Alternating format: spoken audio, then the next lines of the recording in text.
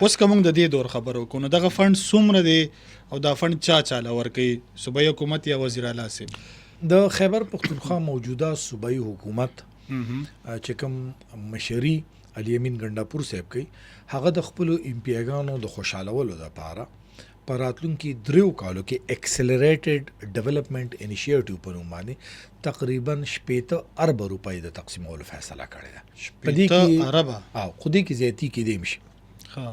په اولنی کال علي امین ګنداپور صاحب خپل امپیاګانو ته چې کوم په پاکستان تحریک سم دي هغه ته 88 کروڑ روپۍ ورکړي دي. صحیح دا د هغه دا ټول چې څوک د پی ټی آی نه نو چا د پی ټی آی چې لازمي ده چې د پی ټی آی حمایت د پی ټی آی حمایت یافته چې د پی ټی آی والای حمایت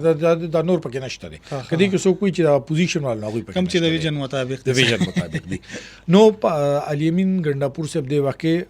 ټوټل روپۍ دي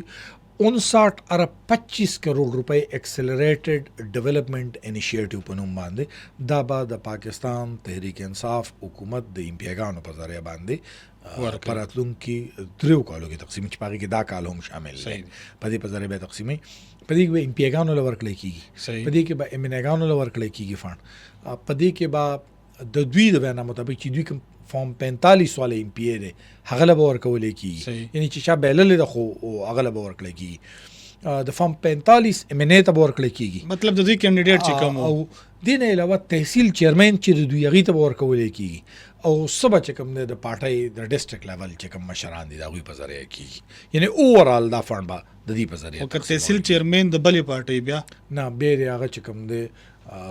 یګور نه روپایم دا غره لپاره نشته. ها اگر د پارشد دا چې ته د پی ټی آی سره ستاسو یا